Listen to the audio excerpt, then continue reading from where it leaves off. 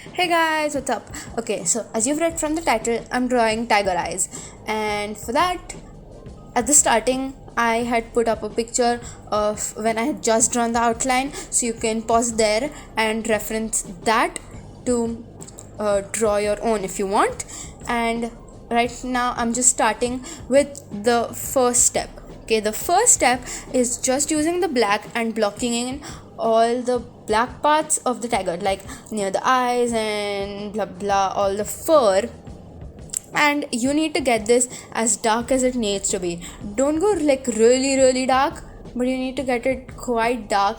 And I wouldn't go for like the first watercolor wash in this, because obviously it has to be dark, and I know it's going to be that dark, so I'm not starting in the layers I usually do, because this does not have layers. And make sure, because this is fur, it feathers out. I mean, feathers out as in it has lines, and it's not just dark black patches. There's a motion to it. So make sure you go in the direction of the fur. This is what I'm gonna tell you the whole video. Not the only thing I'm going to tell you the whole video, but one of the main things I'm going to tell you the whole video is keep going in the motion of the fur.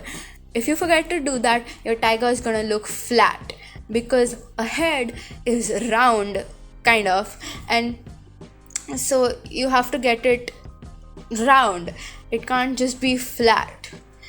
So it's going in that direction, and you have to try to copy that direction on your paper, and it should look realistic. And by the way, I'm talking about this in realism. So if you're not doing realism, why are you even watching this video? Okay, never mind, you can watch this video even if you don't do realism. Okay, so ignore my hair, by the way.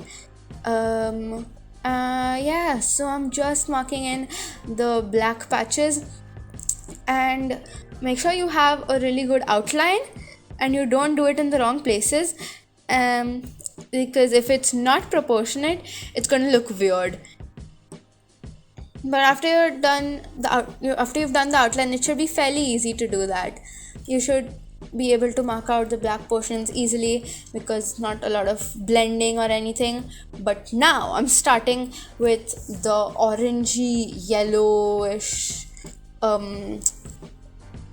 part of the tiger, and now I'm starting with a light wash, because here I've got to do blending and layers, because there's light and dark in different areas. So I'm starting with this nice goldeny yellow ochre type of color. It's really nice, and I'm trying to blend it in as smoothly as possible, because I don't want it to look like patches and patches.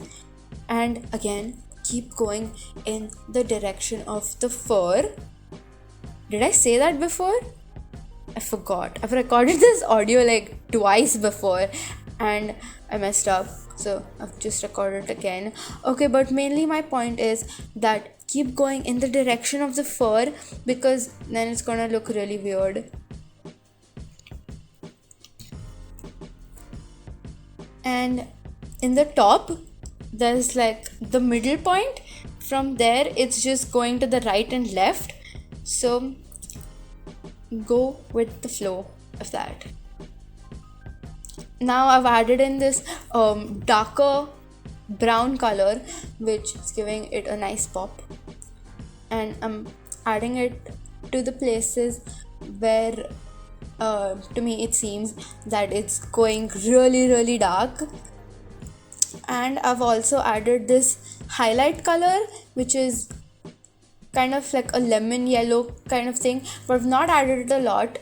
I've just added it with, like, I've mixed it up a bit with a few other colors so that it's not so bright, because tiger fur is not that bright.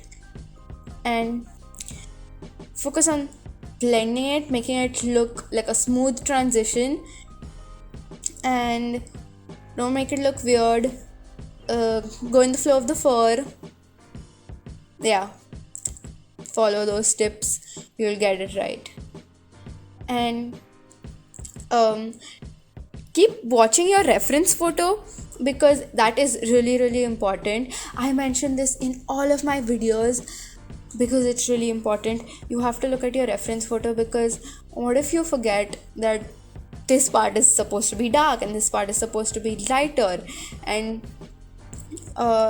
then maybe you don't look at your reference photo for a while and you do it, and then you're like, oh, this looks fine, and then you look at your reference photo and then your painting just seems bad now because the reference photo is like a bit different, and if you had looked at the reference photo it would have made your painting or drawing better.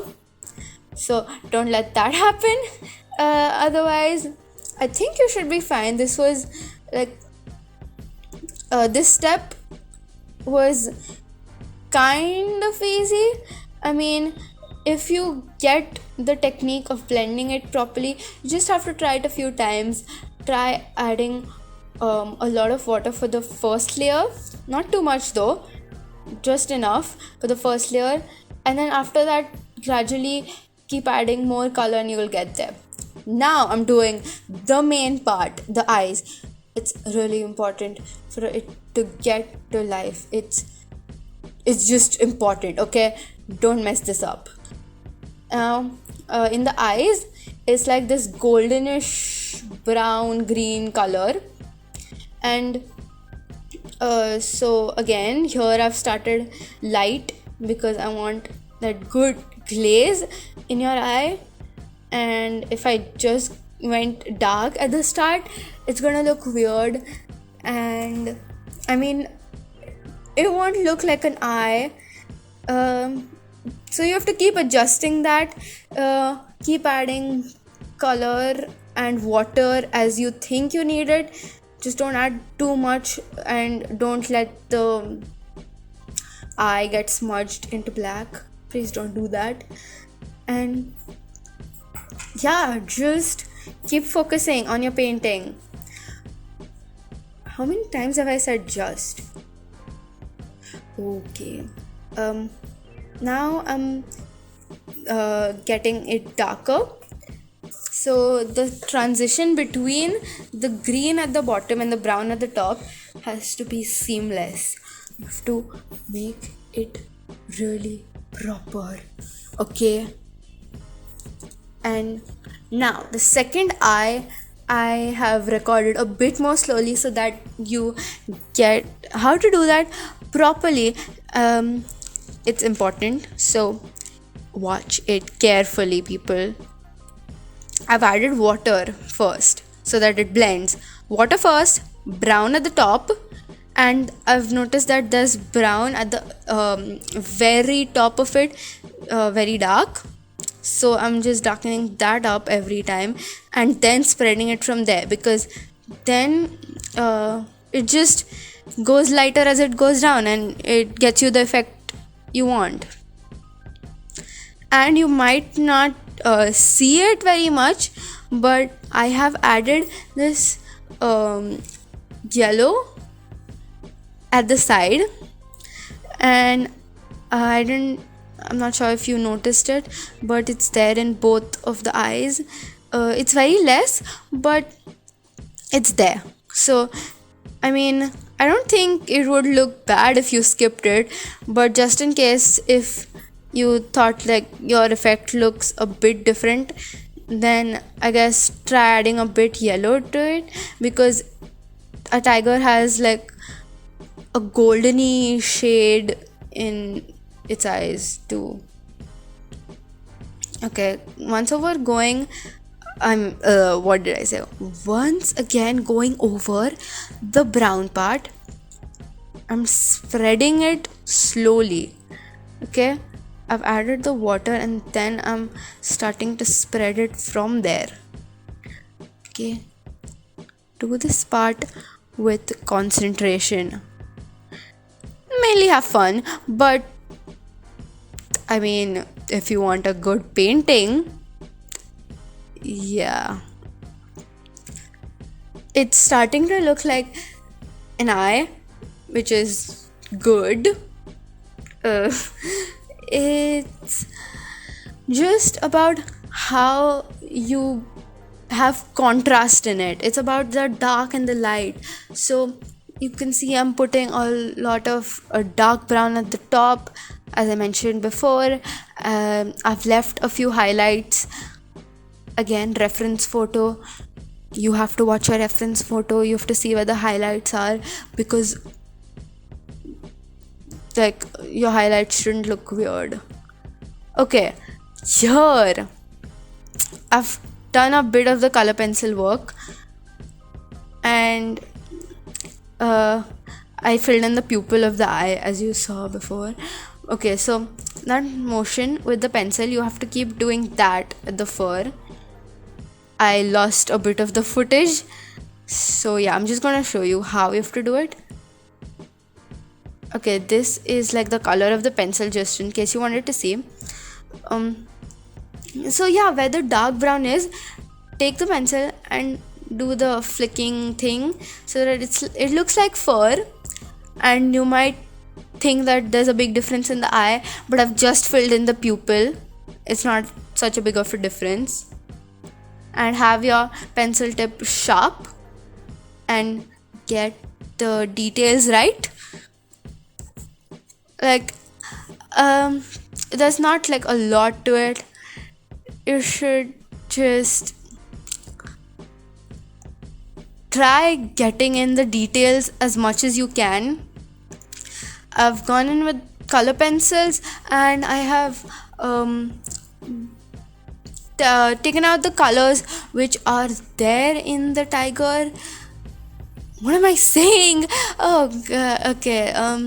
Like I've darkened up the eye a bit with green and brown, and I've taken the ochre or dark brown color pencils, and I've just made it more detailed, more like fur. And now I'm going in again with the watercolors, and with a very very thin brush, and I'm doing the same thing with watercolors because it's a thin brush, and because it's watercolors, I can do the detailing, and I can put a little bit of water to make like a good gradient, mainly at the nose part. I mean the forehead. I meant the forehead, not the nose. Now I'm darkening up all the black parts because it just felt like I'd not done them dark enough. So you can go back to the dark bits. Just don't do them too light at the beginning, because then at the end it's gonna look a bit uneven. I mean, it won't look uneven, but it'll look not right, and then you won't know why. So just do a good shade of black, not too dark, not too light, and then you can go over it at the end and do a really dark shade to make it really really pop up, because that's what it's about. It's about contrast and the darks and the lights. And I have added gray at the white fur because obviously the white fur also has shadows. Not at the white fur, sorry, in the white fur. So yeah, you just see I'm making like a fur thing. I don't even know what I'm saying, but you can see it. So I think you get it. Like, just do it. I'm not saying it's super easy, but the end result was amazing. Like, really good. You should go for it. A few little touch-ups here and there.